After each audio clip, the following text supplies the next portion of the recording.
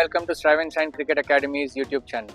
The topic I'm going to cover today is batting stance. So I'm going to divide the batting stance into three parts. One is the lower body, the other is the upper body, and then the head position. So now I'm going to start with the lower body. Initially, after you take your guard, you make sure you're standing with shoulder width apart. So when you're standing shoulder width, make sure your width of your legs are according to your shoulder width.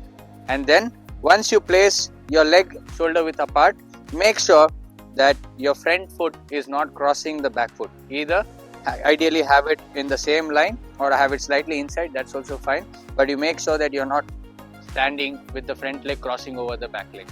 And then the next point you need to always make sure is to equally distribute the weight on both the legs. In your stance, you make sure when your setup is here, you need to equally distribute the weight on both the legs. Why you need to do this is because you need to move forward or back very comfortably. To make that movement easy, we make sure that in our setup, the weight between both the legs is distributed equally. Next, we move on to the upper body in the batting stance. The first thing I'm going to talk about is the hands.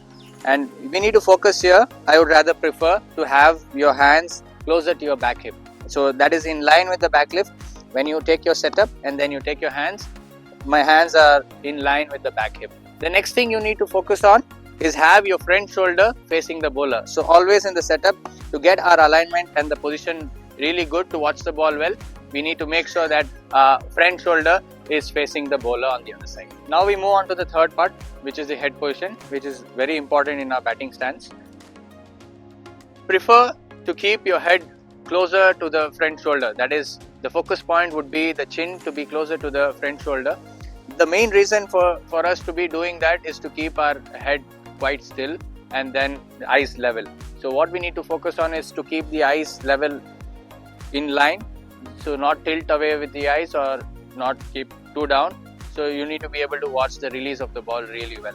Two key points is eyes level, head still, and how we check that is having the chin closer to the front shoulder. Now to finish off and to perfect your batting stance, once I take my setup, I need to have slightly flexed knee to be able to be in a compact position in batting.